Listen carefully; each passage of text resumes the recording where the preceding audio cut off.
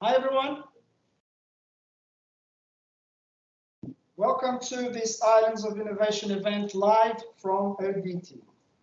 Today we're going to talk about digital transformation, but before I'd like to thank Clube Montanha do Funchal, and in particular race director, my good friend Sidónio Freitas, for that wonderful video that I hope you all had the opportunity to watch. And welcome to ARDITI for this live experience. So, going through quickly the agenda, part 1, digital transformation. Then we'll have a short coffee break at 3:10. And then the second part starts at 3:10. Okay, and we go all the way until 4 o'clock. So, let's start with our guests. First of all, our president, Rui Caldeira, is here. Welcome, president of the board of ARDITI. We have Pedro Sepúlveda on the end, representing the Regional Secretariat for the Environment, Natural Resources and Climate Change. I'm not sure I got this right, but your name is almost as complicated as ours. Miquel Vieira here on my left from Startup Madeira. Then we have Samantha North representing Digital Immigré. Did I say that right? You did, yes. Cool.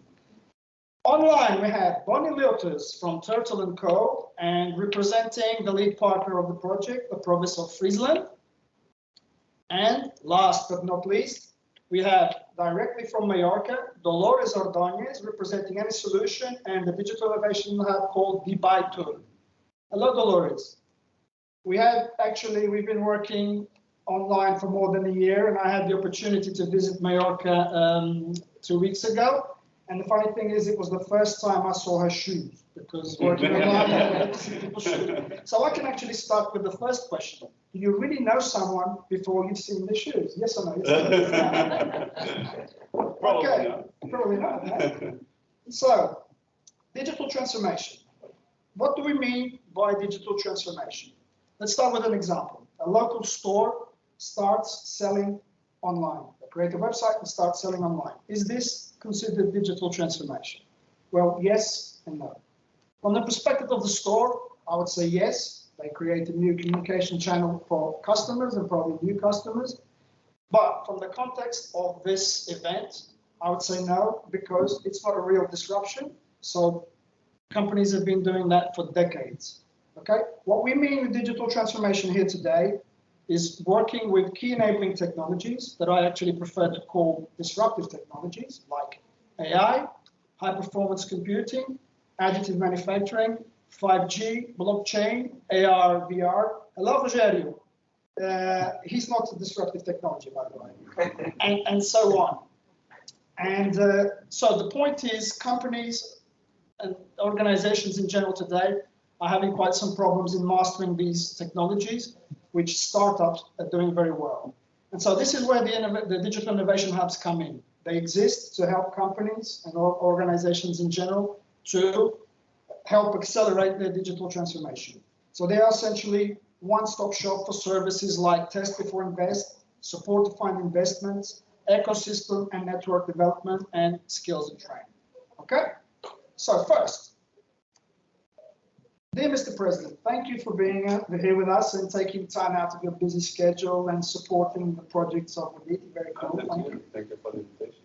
And digital innovation hubs, the Smart Islands Hub. Why the hell is ARDITI involved in something like the Smart Islands Hub? Well, because we had to, but actually, it's we are an agency since a long time, and the administration felt that we needed to grow closer to industry and go closer to enterprises and to the market, and try to make the transition between the research community and bridge the research community and the local companies. And of course, digital is a way to do it. So we have in our purpose innovation. In fact, in our title, Regional Agency for the Development of Research, Technology and Innovation.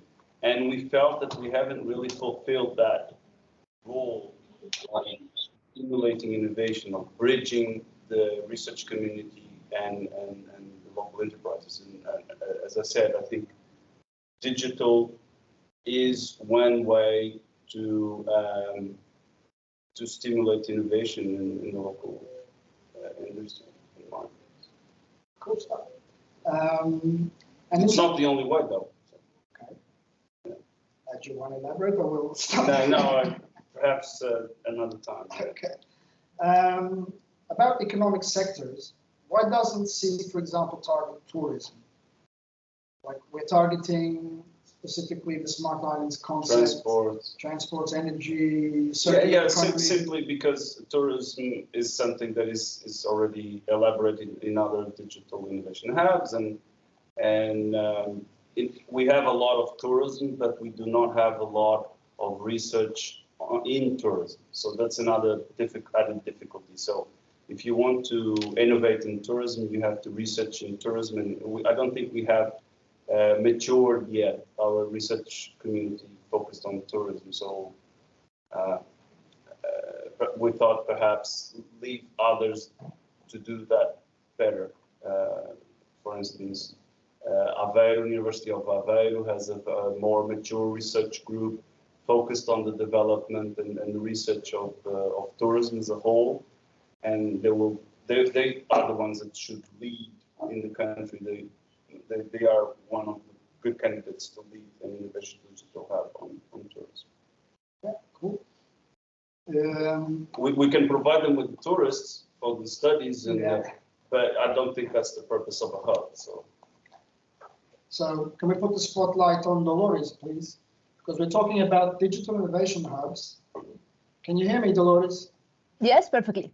Perfectly. Good to see you again. Yes. In short, in Madeira. So. Sorry? In short, in Madeira. Yeah, in short, she's coming to Madeira to visit us, so it's really cool. What is Digitur, your digital innovation hub? So you know that in the Balearic Islands, we have a great dependence on tourism. It's our main activity. So we always say that 85% of our GDP depends on tourism, but at the same time, 85% of our territory is managed by the agri-food sector. So when we decide to create our digital innovation hub, we had into account these two things. As you mentioned, the disruptive technologies are different, but we focus in artificial intelligence. So our DIH, Digitur, is the Digital Innovation Hub of the Balearic Island in artificial intelligence, in tourism and agri-food. At the end, what we try to do is that all the development solutions and things that are being implemented in the tourism sector can be also transferred to the agri-food sector and other industrial sectors. So it is very important because in this process, what is digital transformation? At the end, we are introducing this digitalization, but this a digitalization that is adapted to the real needs of the users. So we have the experience of many things that have been already developed in the tourism sector, and we have to check if this experience, if this knowledge is transferable to the agri-food sector. We have different solutions, and in our hub, what we are trying to do in the 4 pillars that the DIH should have is to generate an awareness of the importance of the digital transformation and how the digital transformation will have a benefit impact in our economy. Cool. Related to the digital innovation hubs, I've heard about this network called Islandies. I don't know who had that crazy idea of creating that network. What is it and why is it important? So, and you are an important part of it. So, when we started with the DIH, that is something that started in 2015 with the European Commission creating this instrument, which was quite complicated even to pronounce it or to understand what tool was interested for. So we saw that there was this sentence from the European Commission that we should have a DIH to a walking distance. This walking distance, when we are an island, it's quite complicated, especially in a region as the Balearic Islands, in which we have the 4 islands, and it's very complicated to go with car from one island to another. So I think that sometimes when the European Commission is starting to develop some policies, they forget that some territories, they have the special characteristics as the islands.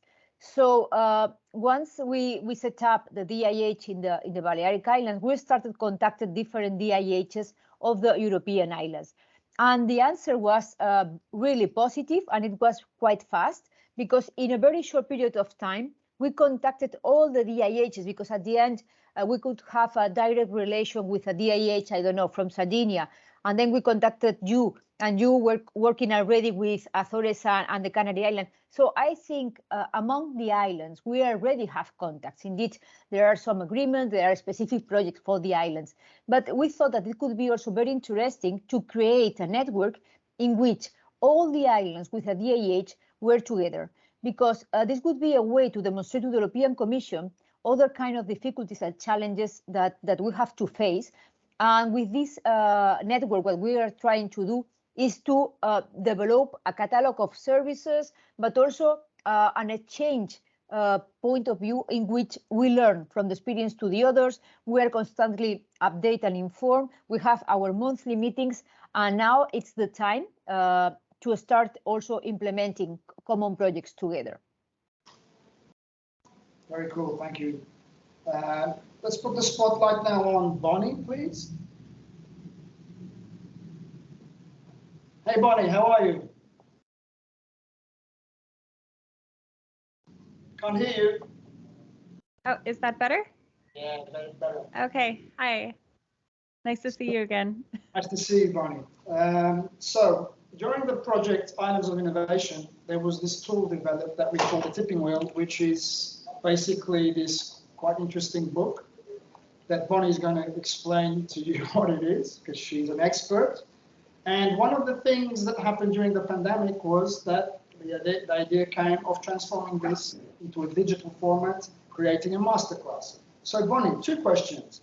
First, what is the tipping wheel? And second, what challenges did you face transforming the tipping wheel into a digital masterclass?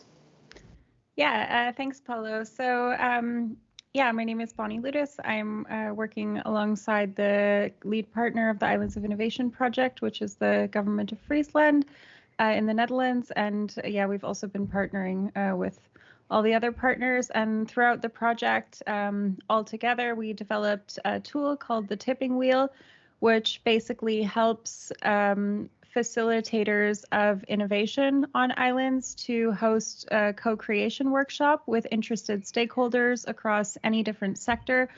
The goal is to get people from all different types of disciplines and all different sectors on the island with different backgrounds coming together and brainstorming and using a creative process to come up with basically an innovation roadmap for the island. So the tool, the tipping wheel itself, helps to assess the current state of where the island is with regards to innovation as they see it, and then where they want to go, and then create a kind of step-by-step process of how to get there. So we worked on this together with the Islands of Innovation partners for the project, which ran over 4 years, and many different tipping workshops were hosted on different islands. And then we realized, not only through the pandemic, but also just with the geographically spread nature of islands, that it's not really realistic to fly a tipping coach to an island to host these workshops, and it's also not very sustainable to have to do that. So we thought, okay, how can we spread this tool further and have it be co-developed with islands around the world? So then we received some extra funding to turn it into a digital tool, which we've been working on for the past few months, and it will be piloted in the Azores and then launched to the rest of the world. And yeah, it's essentially a master class or a kind of an e-learning academy where we film videos and have a step-by-step process on how you or anyone who wants to can train to become their own workshop host and host one of these tipping courses to create this roadmap on their island. So yeah, it's been quite the journey, and we're still in the middle of it. We just launched the first draft last week, and yeah, the training process is starting. And to your second question, Paulo, I think one of the biggest challenges that we faced was really in the production process. So there were so many little things that came up that we weren't expecting. So no one on our team was really a well, we hired somebody to help us do the videos, but we're not video producers really. So we wanted to make it really professional. So we tried first in an indoor location and it didn't really have the island flair. So then we rented an outdoor location, and then we had a lot of issues with the lighting. So we made a massive setup with all the cameras, and then we realized that the backlight was too strong. So we could only film between 7 a.m. to 8 a.m. or 5 p.m. to 6 p.m. And then during those times, a helicopter would fly over or a motorcycle. So yeah, there was just a lot of challenges with the technology of actually creating a high quality production. So I think we sat there waiting around for 4 days and rewriting the scripts and reviewing everything and adapting stuff before we could actually shoot these little snippets of video. So yeah, I'd say that the technology was using our own little setup here without being pros, but trying to make it work. Yeah, exactly. It's really to get from kind of a standard webcam camera microphone setting to a little bit higher quality. The incremental difference is taking a lot of effort that we didn't necessarily anticipate. So I'd say that was one of the biggest challenges so far. So back to Madeira, and we move to Michaela. It's your turn. It's really good to see you on that side for a change. She's normally on this side as the host.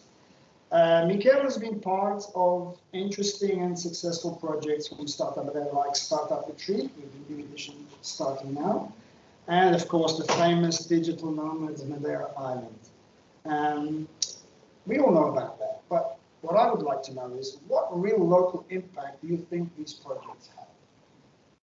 Well, yes, for once it's good to be in this side, for sure, but it's more important. Thank you for having me. And definitely, I would say that one of the most important impacts, of course, is the economical impact, very important, as far as an island. But more than that, and I think that we are doing it in a very sustainable way, a step-by-step kind of way, is that the digital nomads or the remote workers or this way of the new travelers, of the new way of work, they want to have a very positive impact to the place that they are visiting. And we are noticing that the people that are coming to Madeira, they really want to, of course, they are aware of how important it is to be spending in the local supermarkets, at the local grocery stores, restaurants, cafes, learning more about the culture, about the heritage of the place, and the hospitality and the simplicity of Madeira allows that to happen very naturally. So I think the impact can be measured in so many different levels, and we are witnessing that in a very sustainable way, again, step by step, and it has been very interesting to see that. So social, cultural, sustainable, environmental. So I think you just made my next question quite useless. So do you think they triggered the curiosity of the local people? Absolutely. I think 2 years ago, well, I don't know, time is such a concept, it's 2 years, but when the digital nomads started to come to Madeira officially, because there were so many digital nomads in Madeira before for many years and remote workers, but with this new wave of a lot of people coming to Madeira and being known everywhere, it was very important to make the educational part since the beginning, and it was already talked here. So even when we launched the project, having a digital nomad with us since the very beginning, Gonçalo, was important because he knows all the needs. So having someone that could educate the local ecosystem about, okay, this target is coming to Madeira, and they are looking for monthly rates, not daily rates. They're looking for working spaces that will be willing to welcome this kind of people with hotness or something. So having those perspectives for someone that really knew was very important, and the local people getting educated about this. Even me, I learned so much about digital nomads and remote workers, and learning exactly who they were, how they want to be living in a place like this. It still is being a very learning process.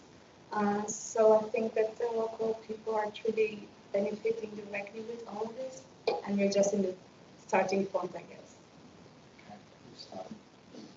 And now we go to a new acquaintance, Samantha. Hi. Welcome to ARDITI. You work with a community of people from outside the EU, helping them relocate to Portugal. How does that work? Tell us a little bit about your work. Yeah, well, I originally came to Madeira kind of on that digital nomad wave in late 2020, escaping from lockdowns in other parts of Europe, in my case, Lisbon. At the same time, I was in the process of starting a venture to help people from outside the EU. Unfortunately, as a British passport holder, that now includes me, and I'm very unhappy about it, as are many people. And people like me and others who also have the freedom to work remotely, many of them are keen to relocate into Europe again and work towards getting back their EU citizenship. So I help people to relocate for the long term and to integrate into the communities, and eventually after 5 years or however long to go for dual citizenship, in this case in Portugal. So I think while this has some similarities to the digital nomads, the people I work with are less nomadic and more remote workers, but they're in it for the long haul. And I hope that because of that, they can integrate more deeply and, ideally become great members of the local community. Okay. So sometimes you actually help digital nomads stop being nomads. Exactly. I wrote a piece on this for the Portugal News just a few days ago. A lot of people in my circles who came here at the same time as me started off, just coming for a 2-week Christmas vacation in December 2020, and quite a lot of them, including me, are still here and, looking to buy property or to rent long term and really sticking around. So yeah, in a way, Madeira converts nomads away from nomadism in many cases. You heard that, everyone. You heard that. Pedro, it's your turn. So, can digital transformation in particular and technology in general be environmentally sustainable? It's a tough question, I know. It is. And for a disclaimer, I must say that I work for the public sector. So when I think about public sector, they are not the very example of digital transformation. We have no nomads, no remote workers. So I'm kind of out of my league here today. Getting back to your question, yes, I think that technology in general is now an ally to the environmental sustainability. It might not always been the case, but for example, when we look at the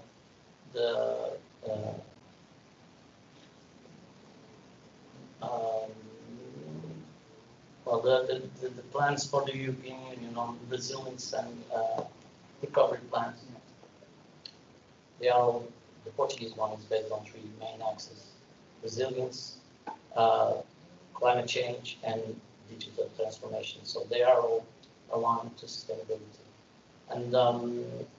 And so maybe this was not always the case, and technology was not used or not meant for sustainability, but in the recent years, and I guess for the future, the near and the long-term future, I guess the technology is one of our best allies in what comes to sustainability.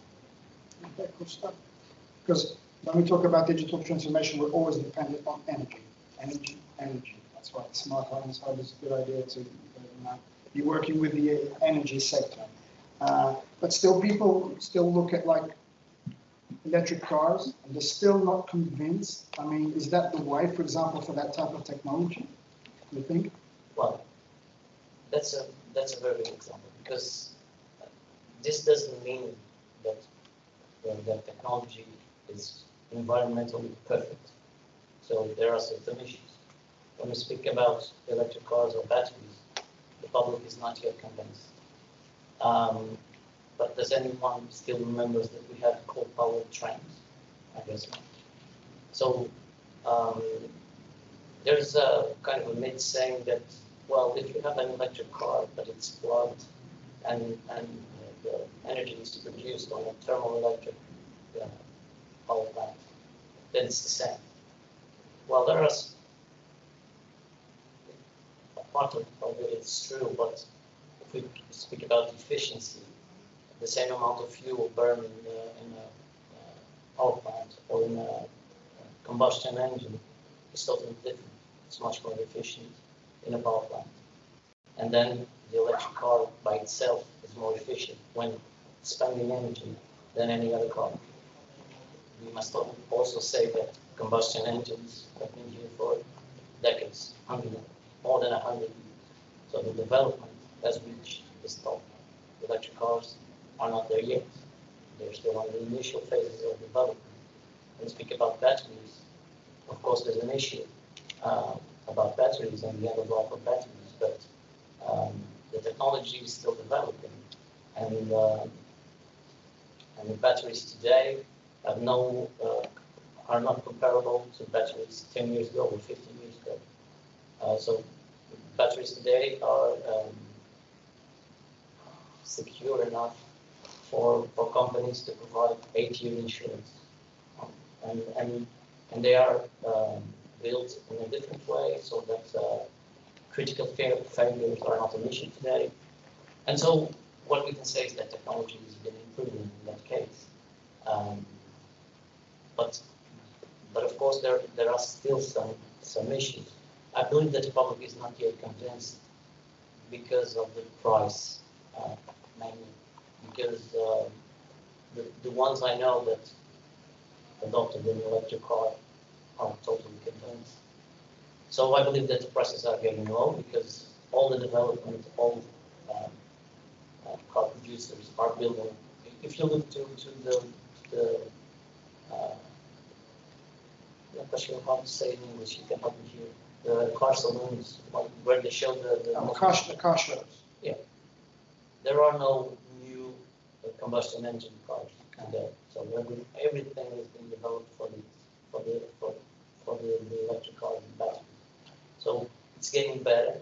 We are not there yet, but I'm totally sure that we will be there soon. Let me just I don't want to monopolize the conversation, but there's another aspect that's very important, and I wasn't aware of it a few years ago. In Madeira and in Ireland, the electric grid has some technical specificities, and electric cars can boost the amount of green energy that can be introduced in the grid. So it's not very easy to explain, and I will not dare to do it. Please don't ruin my webinar. But believe me, if people in Madeira adopt electric cars, then it will be technically possible to have a great amount of green energy in the production of electricity. So, and the main aspect, the electric cars are a really important way to tackle climate change and its main drivers, CO2 emissions. So I have no doubt that there are some environmental issues, but the future is greener than today. That's really cool. I mean, that's actually a more positive message than I was actually expecting, but that's good. And so we're going through this transition phase, digital transformation, and now go and transform back to Rui. Rui, how can the smart islands contribute to the sustainable development? Well, sustainable development always with the three perspectives: economic, social, and environmental. That was focusing on the environmental and touching the social as well. Perhaps by providing the opportunities, the skills, the technology to facilitate that transition. Perhaps providing companies, teaching enterprises, giving the opportunity for the stakeholders to learn how they can benefit from this technology and how that the creation of new products can provide them with the sustainability label, and even fund, for instance, Test Before Invest, even fund some of these initiatives in order to push the transition, in order to stimulate tendencies. In any case, we have to try to be proactive, because in such a small ecosystem, things that never happen by itself. So I feel like in the research community, we are very self-motivated. So we don't need a lot of pushers because we are the pushers ourselves. So I felt that I don't need to push my colleagues to overload their agendas with issues and with ideas. In fact, one must do the opposite, which is to control expectations. But with companies, change implies risk.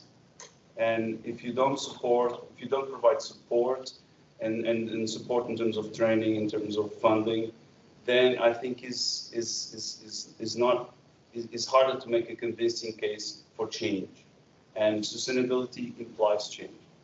So I hope we can be a platform that eventually provides opportunity for transport companies, energy companies, services, to new services to appear and to help transform the local economy in a more sustainable way. Yeah, I'm going to take the opportunity to do something that I should have done in the beginning. I'm really glad we're recording this because this was a brilliant answer. And so if anyone doesn't want to stay with us for eternity, you can switch off your camera. But I'm really glad that we're recording this. You're going to charge me for this later. Yeah, right? no. Well, you're you going to continue talking because I got a tricky one for you. So, they say that data is the new oil. And, you know, the richest people on the planet have gone from owning land to owning machines and now to owning data. How do we regulate data ownership and privacy? This is a tough one, very tough one. I mean, this requires a broader discussion, I think, in the context of the European community. So data protection, I mean, it's all been regulated at the moment. It's a very hot topic. It's a very important topic. So I think we have to make sure we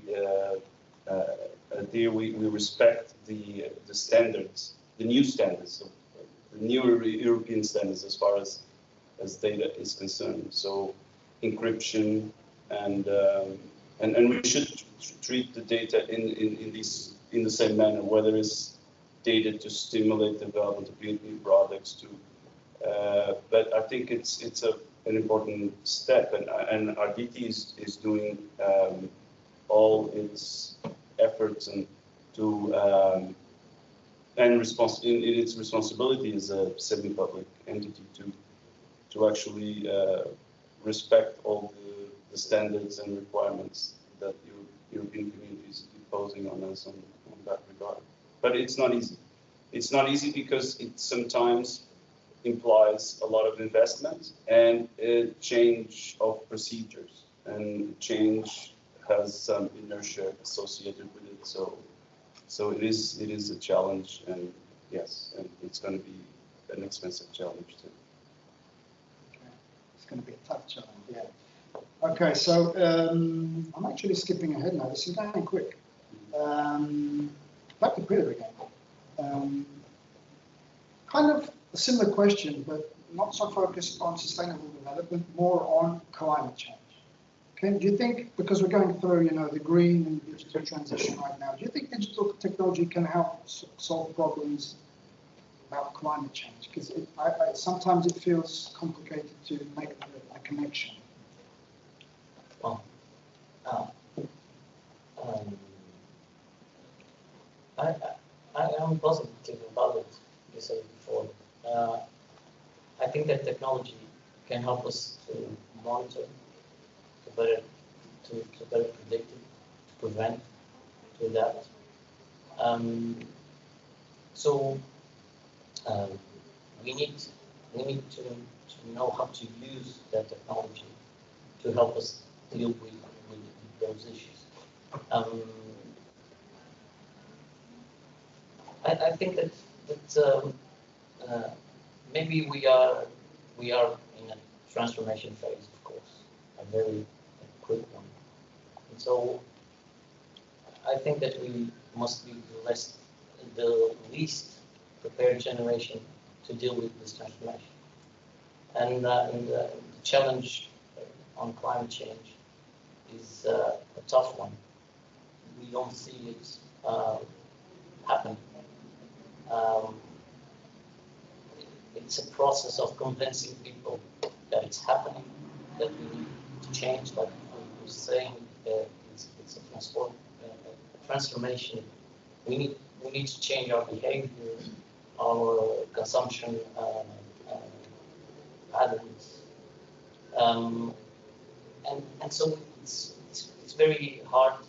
And the pandemic maybe helped to do that, but then people just changed their priorities. And so climate change could have been a priority for many, but then during the pandemic, surviving was the first one for all of them. So this is not only a very interesting, I believe, phase for humanity, because this transformation is happening, but the challenges are huge and are on a scale that the individuals sometimes don't really. But technology has a very interesting part, which is education. It's easier today to learn about the issues. It's easier today to have better connections. It's easier to, for example, to be on an event like this one. So you can watch events like this every day, everywhere, from your home. So if not for any other reason, technology will help us to be educated for the challenges that we are facing. And so, on my view, I would highlight this aspect of education for the changes that we must and the challenges that we must overcome in the near future. Okay. But let me just point out one thing. You don't see many events like this one. This one is really unique. Opening, keeping on that subject, do any of you think that if we just threw out everything and started over again, we would do it differently? Throw out all the technology? Or yeah, forget about everything we have nowadays and starting over again, like discovering the continent. The question is, do you throw out the knowledge or do you just throw out the current technology? That's why he's president. He's doing a masterclass on how to become president of an R&D organization. Take it easy on that. Take it easy on me, but I think knowledge is everything now. So you can do a better job if you don't throw out the knowledge, that's for sure. So it's not about technology. It's about knowledge. It's about education. It's about people. Of course. Cool stuff. Well, I wish it was fun. I wish it was fun. fun. Manipulate it was a smart comment. Now I was just thinking now, like, if all the technology was removed, but we still had the mindsets of people who were used to having that technology, I think there would be a lot of very upset and angry people struggling to address this. So it's a very good point. So we are dependent on it still. Okay. So quite interesting stuff. So let's go back onto the internet. That thing over there. Spotlight on Bonnie, please. Bonnie. Yes, hi. You kind of represent the next generation, so good question for you. We know the next generation is aware of the climate crisis, and you know Greta Thunberg and all the youngsters doing the protests. Do you think that they will be equipped for the change, which kind of has already been mentioned on this side? And how can digital innovation help them or help you? Yeah, well, first of all, thank you for including me in the next generation. I actually grew up at a time when we didn't have cell phones or access to internet directly, so with the dial-up sound. But yeah, I am still, I guess, part of the next generation. I also teach younger students in the bachelor level. And I think, well, definitely I see a huge shift in the awareness, like you said, about environmental issues and cultural issues. And yeah, there's definitely a shift in the mindset. And I think things are kind of, I mean, I guess every generation has this, but it kind of, I have the sense that things can easily snowball out of control. And I think it's definitely a challenge because technology, you can either use it effectively or it will use you. So I think there's a lot of youth becoming very addicted to technology in a negative way. You know, they can't look away from their apps, or they're getting low self-esteem issues because they're growing up with getting this constant stimulation to the brain every morning as soon as they wake up. So I think the real challenge in the future and even now is going to be to how to identify what goals we want and how to target the technology to work for us for the future that we want to build, and not let it kind of play us and us be the product. So yeah, I think the youth today have so many opportunities to work with technology. There's so many things that are possible today that were not possible before. I mean, if you look at Madeira, for example, I recently went there and luckily was even able to extend my trip, so I stayed a couple of weeks. And I think, for example, in the transportation sector, there's incredible opportunities to make Madeira so much more walkable and with different type of transportation mixes, because at the moment it's quite heavily car dependent.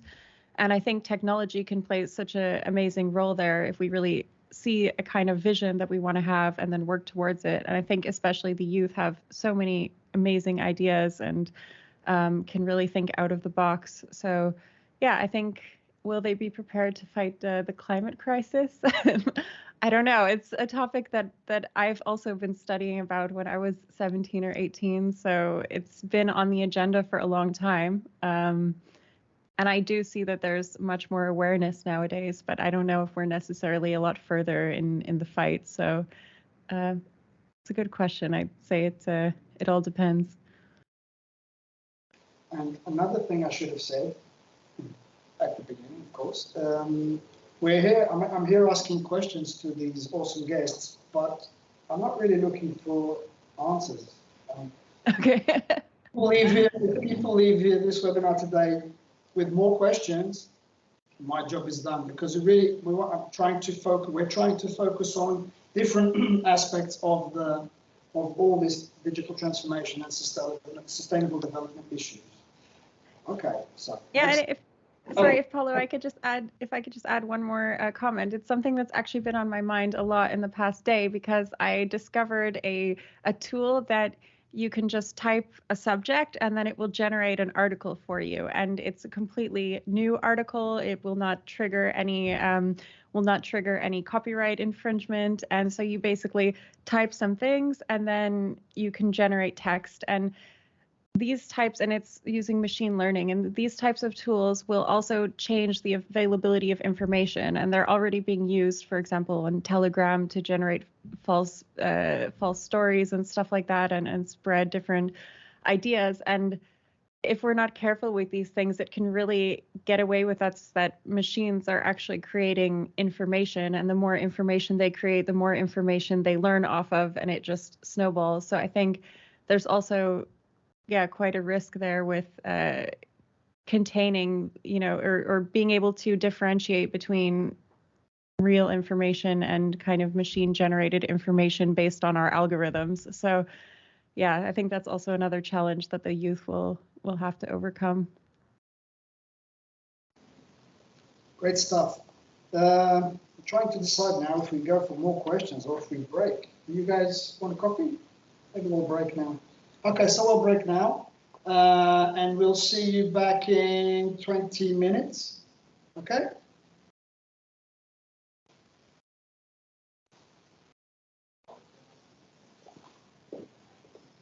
So it's going quick.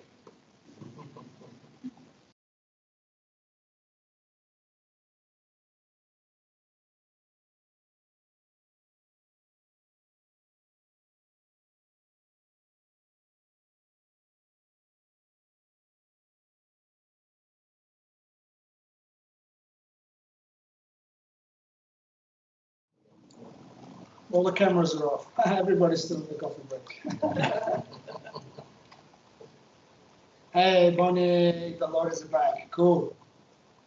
So let's move on with this. Okay, we were quite quick in the first part. We've actually jumped to a few questions of the second part, but let's see what happens. So we're going to kick off this second part of the session with Michaela. Again, I'm going to hit the digital nomads again, but for me, another interesting thing is the technology that the nomads use, their work methods, their business areas. Does that interest, again, local people? Are people just fascinated by the concept of digital nomads, or are they really interested in the type of work that they're doing? They're learning. Are the digital nomads actually planting seeds in the local population? Well, from the formal statistics that we have for the people that came to Moderada, so you can have an idea. We have, so at the moment, 12,500 registrations from 127 countries. And these people came to Moderada, these 6,000 have already came to Moderada. And we're talking about a lot of developers, a lot of CEOs, founders, a lot of, well, as long as they can work online, you can do it from Moderada, because Moderada has all of the benefits. You know, we have great internet, we have amazing weather, we have good infrastructures, a great quality of life. So they can be doing from anywhere, and we have decided to do it from Moderada, at least from 1 to 3 months. And what we have noticed during this 1 year and something of the project is that even a lot of local people that are looking into this digital nomads way, or remote workers that are doing it from Moderada, and even people that were living abroad as local people, they have rethought about why is not the time to go back to Moderada, because their company now allows them to be working remotely. And why not come back to my hometown and work from there to the company that we are doing it? So, and we are witnessing that. So people are coming back to Moderada, and it's very interesting to see that. We are seeing local people that are looking to the digital nomads, remote workers, as an inspiration to maybe try to find a job that where they could have their talent being recognized, and even working from here to a company in the United States. I know people that are content creators that are working for a startup in the United States, and they are from Mexico. So they're working from Mexico, and their company is the United States. And we have other examples. So I think it's definitely an inspiration of how even our lifestyle can change, even here in Moderada. And even seeing all this talent of people that are here working, I think it's very interesting, because we have people that are creating a sustainability project, and they want actually to start developing it here in Moderada, so they're trying their best to create synergies and partnerships, getting to know more local stakeholders. And that's why Startup Moderada for us is very important to be part of it, because we want to, in the next couple of years or even more, to facilitate the contact, facilitate information of people that are coming to Moderada and those that are here to make those bridges. So sharing information, sharing knowledge is what we truly value the most. That's really cool stuff. And it's interesting to see that the digital nomads are kind of helping transform local people into remote workers, not digital nomads, into remote workers. So you don't leave the island, but you still can find interesting work remotely. Cool stuff. A little bit different now. I don't know if any of you have seen the documentary Social Dilemma. It's really interesting because it focuses on humane technology. So the addiction that technology creates, the clicks that we do, and then the origin spending much more time online than we necessarily need to spend. Samantha, I know this is your previous career, but you have some Still finishing my PhD in it, so okay, it's still yes. current. Okay. So how do you think we can guide society into an era of humane technology? Not human technology, humane technology. As opposed to inhumane. Yeah. Well, it is a bit inhumane at the moment. That's a major question, obviously, but I think it starts from understanding and trying to spread the word among regular internet users that social media platforms are designed to be addictive, right? Like, it's not an accident that everyone's on their phones all the time on social media platforms. They're designed to tap into kind of a need for dopamine, for this happy hormone. And we get small shots of dopamine whenever we see new notifications and new activity on our feeds. So the way I've been studying it is really looking at kind of the negative effects of that and how, in particular, disinformation and polarization have happened in political settings over the last few years, which we've all seen in the US and the UK in particular, Brazil as well, and others. And that is a function of how these platforms are designed to keep us on it as long as possible to maximize the value of the ads that basically give them profit, these companies. So I feel like a good starting point would be to make that more widely known. In terms of making it more humane, I mean, it's challenging because we're all so entrenched in these massive companies now. And it's kind of, unless they are regulated to change, how they operate and the architecture of Facebook in particular, I think it's quite difficult to sort of to change that really.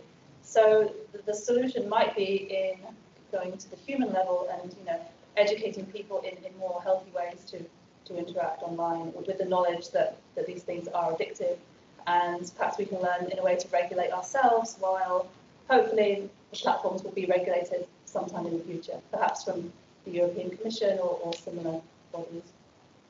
Interesting. And how do we quit feeding the trolls? Did you read a blog post I wrote? I did actually. It seems to be on page 1 of Google, that one. Trolling. You probably all had the experience of writing something on a social media platform and people attacking you for it. I know I have. Really, we need to again recognize that getting sucked into that interaction is something that the platforms like, because that keeps us on the Facebook for longer and the ad value goes up. So us fighting with a troll online is actually great for Facebook's bottom line. What I like to do is whenever I see an interaction like that beginning, if it's Twitter or Facebook, I just mute that person rather than blocking them. So they just carry on shouting into the void, and that gives me peace of mind, and it allows me to kind of cut loose from that toxic interaction and go on with my life. That's really the main way to do it. It's just breaking that loop, really, cutting that cord, and taking a step back. And that's really the best way to quit feeding the trolls. Yeah. Let's break that loop. Spotlight on Dolores. Let's bring Dolores back on. Dolores, I know you like teaching. How do you prepare students for an unknown future, possibly in which many jobs are replaced by robots or artificial intelligence? Well, I don't know if we have to prepare students, so I will have to prepare people. So I think the big challenge nowadays is flexibility. So sometimes we found that the structures we have at the school, we have at the university are very rigid. And on the other way, we found that the reality, our day-to-day, is changing every day. So indeed, we are now in this fourth industrial revolution with the internet, disruptive technologies, all the changes that are very fast. And we found even this problem at the university level because we are discussing about artificial intelligence. And then we go to check which is the studies which are in the different faculties of informatics and so on. And we found some masters or doctorates or PhD and so on, but there is not included in the normal lesson. So how we have to adapt also the education to the real life, and I think this is very important. But at the same time, we have to be prepared from the point of view of the teachers, because not all the teachers are in the day-to-day in the reality what's happening. So from my side, it's very interesting because I'm invited as an external teacher in the university, and I bring my day-to-day. So I explain what's happening in my company. I explain in which European projects I'm participating, and I'm trying that the young generations learn and understand that it's very good to be specialized in something, but life is much more than that. So you don't only have to be good in one thing. So at the end, you should be able to go to a company to work in different departments to generate synergies with different people. And this is something that sometimes we are forgetting, the fact of working together with other people. And this is something that the machines are doing. So and the machines are able to interact with different realities. They are able to manage different data from different sources. And we are indeed concentrating people in learning very specific things. And I think the main important issue that differentiates humans from machines is creativity, is this human factor in which I'm with you and I'm learn from not only from your knowledge, but also from your feelings. And also because every person in a different context acts and reacts in a different way, and a machine not. So I think for this artificial intelligence and so on, perhaps they will arrive one time in which they will be able to react and in front of these things. But nowadays, I think we have to prepare the people to say that they should be as flexible as possible. And another important thing is that sometimes we don't educate people to be an entrepreneur. So we are asking people just to work in the traditional jobs that we know. But sometimes I think we don't promote enough the capacity to create your own business. And I think this is also very important, because being a company or being an entrepreneur offers you the possibility to change your job, to adapt your job to the real needs, to start working in different proposals and projects and initiatives in which you think that you could contribute and mix things. So in our case, for example, we are mixing tourism and agriculture, and we mix sustainability with other things.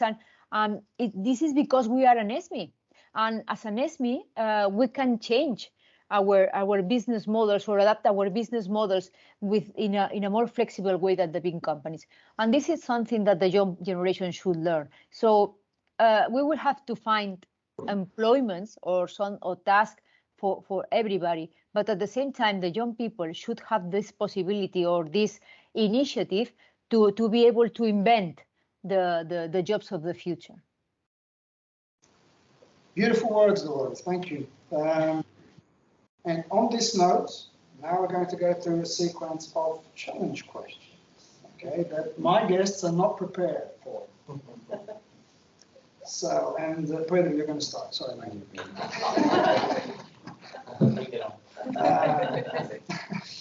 Let's imagine a world dominated by artificial intelligence, whatever form, but it's dominated by artificial intelligence.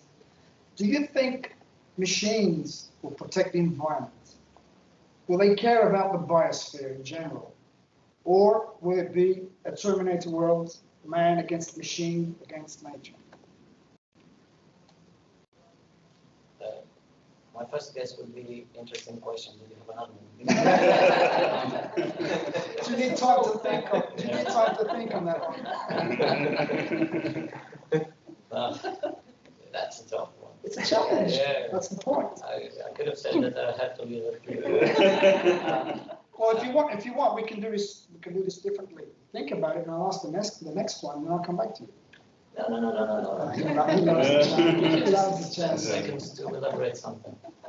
So the first one would be a world dominated by AI. Will they care? Will the machines care about the environment, the biosphere that actually supports them in the end? Well, maybe not. Well, maybe yes, because machines are learning, but they are learning also from us. And I believe that in all the history of evolution of mankind, there were certain periods that we didn't respect that, the environment or our resources. But I think more than ever, well, maybe not more than ever, because when people just feed on what they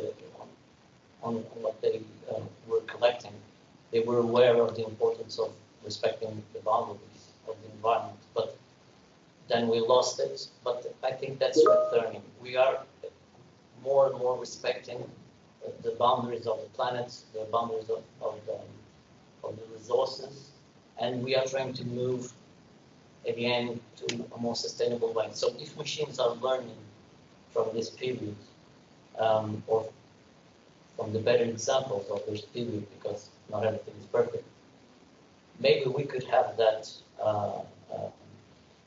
that idea of machines respecting those boundaries. But I also believe that in the future, when we are slaves of the machines, they will respect us because we will work for them. And so they. Wait, but that's brilliant. That's brilliant. This was not rehearsed. This was not rehearsed. Back there, there's a, you can't see it, but there's a sentence on the wall that says, "Be nice to nerds. Chances are you will end up working for them." So now that's outdated. Be nice to machines. Chances are you will end up working for them. That was Bill Gates, by the way. People are writing on chat. They are? Hello. Any objection? Okay. It's even worse. We have the biggest challenge. Yeah. Next, back online, please, to Bonnie. Your turn. I know you like a challenge as well. The So, same question, or okay. So for you, scenario. Meet Olaf, and please don't ask me why I called it Olaf. An AI entity that works at company X. Do you think it cares about you, Bonnie, a human working on interesting projects that receives universal basic income funded by Olaf's taxes? Can you repeat that? So Olaf is working at company X. Do you know what And, universal basic income is? Yeah, I do. Yeah. So he's paying his taxes to support my basic income. Exactly. And I'm working. It's about you, Bonnie, or will you get upset by that? He, I'm calling it he, but I should call it it. It's an artificial, genderless Olaf. Okay. Yeah, well, I think so.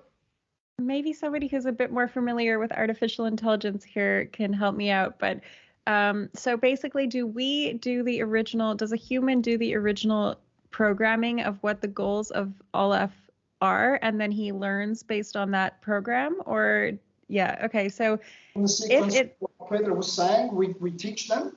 Yeah. They start learning by themselves, machine learning and stuff like that. So I think if Olaf has been programmed that he should care about the environment, but that we've had a kind of egocentric view programmed into Olaf rather than an ecocentric view. So if he doesn't see us as part of the environment, he might see us as the people that are the ones destroying the environment, and then he might be programmed to not support my income because he sees me as a contradiction to his goal of protecting the environment, right? But I think if we would have taught him that humans are part of the ecosystem, then he might be more prone to supporting my my basic income for the innovation projects that I'm working on.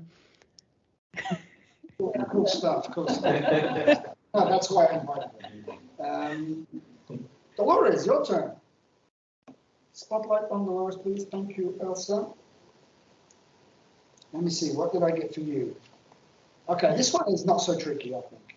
Although we are all Europeans, well, some of us are Europeans, there are many networks to manage, many different work methodologies. Time is different in each region.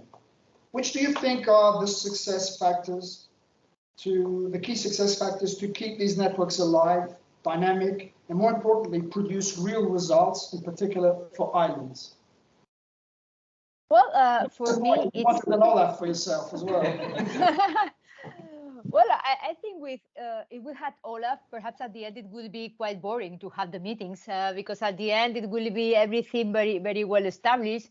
And at the end, what we have the humans is that we are all day inventing things and changing things. So, well, I'm sure that things happen due to people. So if we found the key persons in each island, if we find that we have a good relation, we generate synergies, we had a good interaction, at the end, this network goes beyond the work that we have to develop in our day-to-day, because we consider that we are creating things. And this is something that perhaps goes together with the human fact. We don't finish the work from 9 to 5 and we forgot everything. So we continue thinking and how can we improve things? So perhaps, we were discussing about this. I like very much your name, Island for Innovation. Why I'm not involved in that? So I want to learn more about this project. So perhaps when I finish this, I will write Paulo to continue working with them.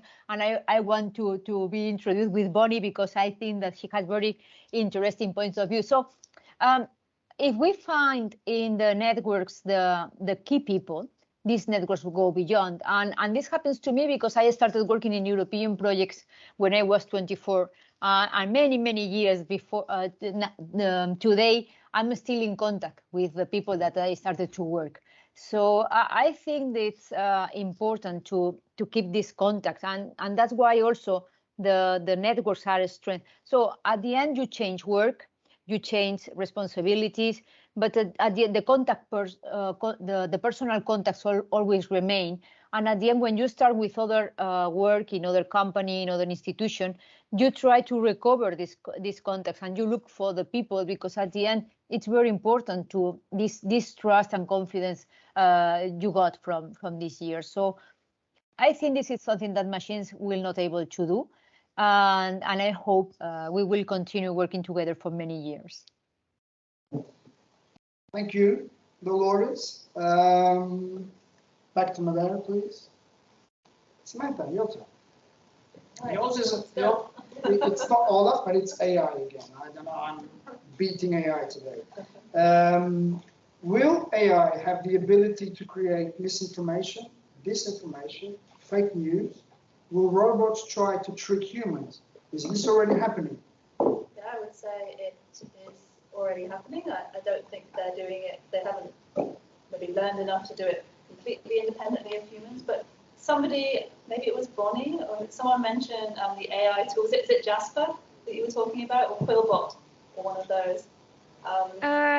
Yeah, I don't actually remember. It's one where it's called Scriptly or something like that, where you basically put in a word and then it writes a story for you.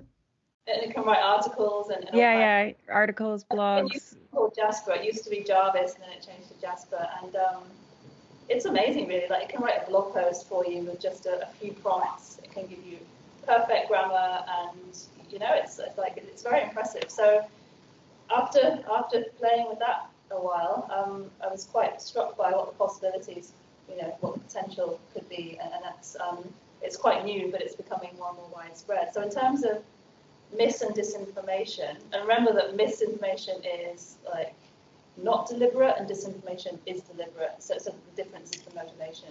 I just don't know if AIs would have that motivation baked in at this point. I think that's like the dystopic future that Pedro was talking about and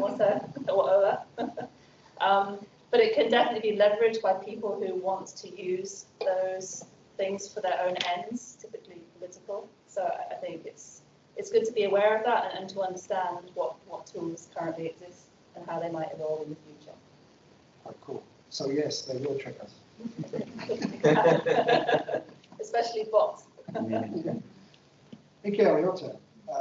Maybe this is the wrong question for you, because I'm not sure you're familiar with this sci-fi world that I'm going to describe. I'm a sci-fi geek. I love every movie, every TV show. It is a TV show. Yeah, okay. You know what Star Wars is? You've heard of Star Wars? Yes, I do. I've never seen it. I know. Oh my God! Just please leave my webinar right there. So wrong question. But so you don't know how Han Solo is?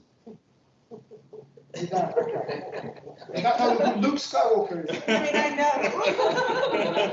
Okay, guys, we have a problem. Okay. So we knew. I'm going to try it anyway. We knew in the Star Wars universe. We know that Han Solo is a smuggler. Right? Some of us know. Oh, some of us know. So, sorry. Remember the geek thing on the wall? We're going to work for geeks. No worry. But how did Luke Skywalker make a living? Okay, so that's not the question. The question is about Star Trek. Maybe you're not going to have to answer. Let's open this up. Star Trek. Imagine a world where there's meritocracy, where there's a just society, where people wear different colors according to their job level, and everybody seems happy. They're exploring the world, and it's a spaceship going throughout different universes. Would you like to live in a world like that? And forget about Han Solo and Skywalker.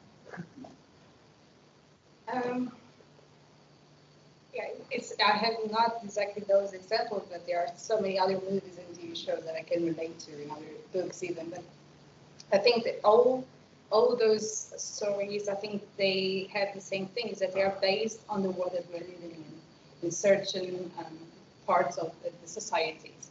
So I think in somehow, not uniform, nothing, but somehow we kind of do live still in a world like that, not in the futuristic way that we are seeing in the movies, but it's all about the people in the end of the day. It's all about the egos, and I don't want to talk about politics, but what's happening right now in the world, I think it's just the example of it. I think it's how people want to, separate cultures, people, from the part that we are born from. I think it's already happening. If we could have a fantastic world of birds and butterflies and, like it's all started, when I think about it, yeah, that would be brilliant. But in the end of the day, we always have people. So if the good ones always win in the end of the day with technology, with knowledge, with measures that could be now done for the upcoming generations, if we can be part of that world right now, perfect. That was quite cool, I have to say. Yeah. And you actually mentioned one of my favorite things about sci-fi, which is sci-fi movies and sci-fi TV shows use sci-fi as a vehicle to talk about human things like politics, right and wrong, and all that stuff. So it's really what you said. Cool stuff, Mikhail. Okay, this is the last tricky question, and you know who this one's for. And this one actually has an introduction. This is a long one. Get ready for this. Do I have to take notes? You might have to read it. Okay, so back in 2005, this book came out by author Daniel Pink, and it's called The Whole New Mind. Has anyone heard about it? Nobody heard about it. So let's Google it. Okay. So The Whole New Mind, basically, well, his theory is that he predicts a social and economic shift from the information age, which is with logical and linear abilities, to the conceptual age, which is more imaginative and empathic. And in the future, he believes that the truly successful will be only the right brainers, aka creatives. Conceptual thinkers like designers, strategists, artists, and writers will form the next business elite. This was back in 2005. 17 years later, good. You agree with Daniel Pink? I do, absolutely. I think we need to make space in our society for optimization to take place. I do think artificial intelligence is a great asset to human development in a way that it can serve us more than it can harm us. And if you don't take human out of the equation, that will end up happening. So if we take the boring jobs out of the way, so I'm sure everybody has seen, for instance, 3D printers printing boats, 3D printers printing houses. So you have, I hope more and more we will have more time to do the automated type of jobs and have more time to think. And you need the thinking for creativity. You need to read in order to learn how to think. And right now, you don't have a lot of time to learn, to read, to explore, to build that database of information. You need time for that. And so I think if war and pandemics are under control, and if world politics allow us, I do believe this is the future that a well evolved humankind wishes. You know, we do technology when people develop atomic physics, they didn't invent atomic physics for the atomic bomb. They actually they realized that they made a mistake after the discovery. They did not make a discovery for the atomic bomb. So they just made the discovery, and they realized, oh shoot, this will kill people. But that was an after fact.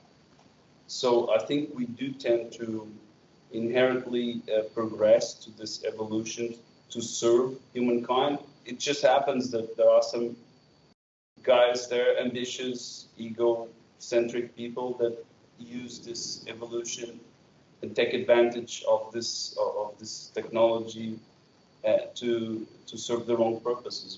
But I do think that in the end, I think that's the tendency is to convergence into this world that will have more time to think and more time to be creative, and we are going to leave the automatization to the machines in a certain way.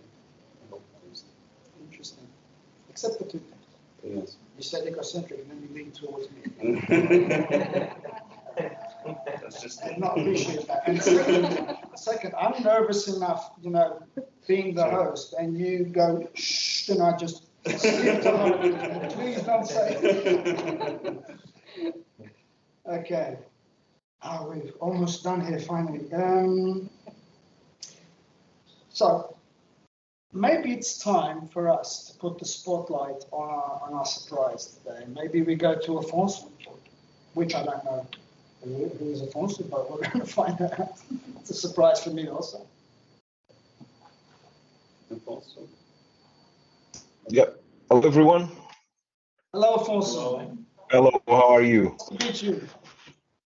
And nice to meet you too. How did it go? Nice. Yeah, I can share my screen. It's a work in progress. I've been quietly listening to what you've been saying, and this can be seen as a very rude thing or a very useful thing. And I like to focus on the very useful thing. So I've been listening and taking and making some drawings and taking notes, and I will share my screen. This is a work in progress, but I've been highlighting the main points.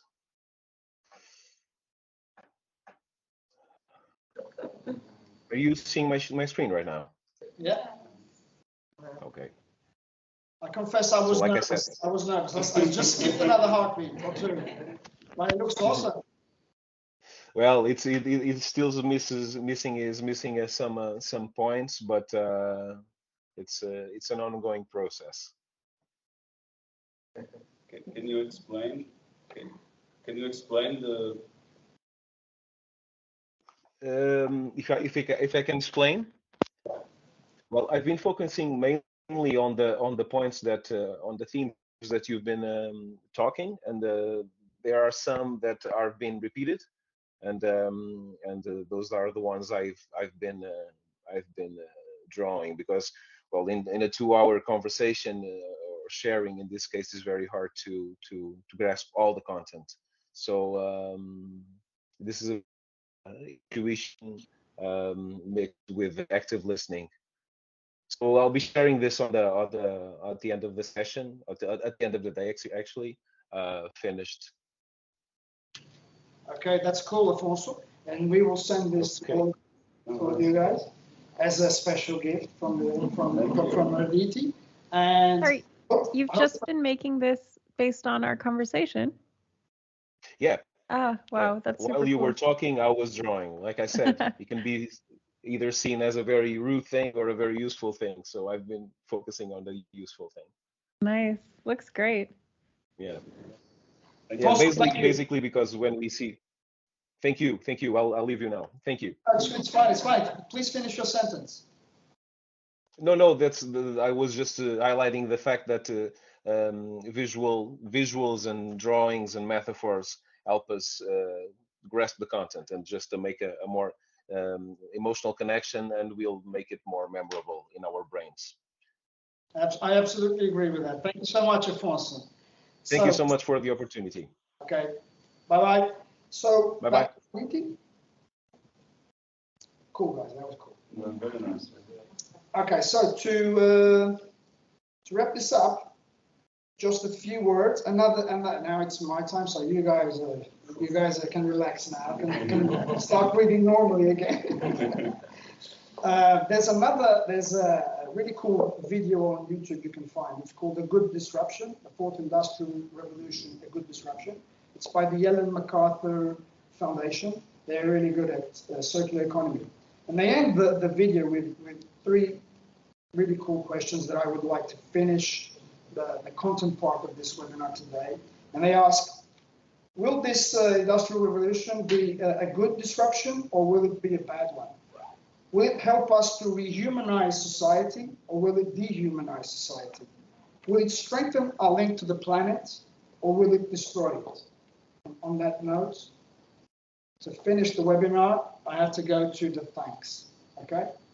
First of all, thank you to our 4 guests physically present and to our 2 beautiful guests online. And please come, guys. They did a really good job. Second, I would like to thank my wonderful team that helped me put up this awesome event. Come on, guys. And we'll start with the guy behind the only guy sitting behind the TV screen, which is Carlos Lucas. Thank you, Carlos. Come on. There's someone over there sitting at the back that's been helping me since day 0 at ARDITI, Virginia. Thank you, Virginia. The 2 beautiful girls sitting beside me on the technical table that you also can't see, Elsa and Elia. Thank you. And to all the guests that took time out of their busy schedule, and they're sitting back there that you also can't see. But we have actually people here interested in all these subjects, and so that makes me really happy. Other than that, thank you, everybody. Thank you.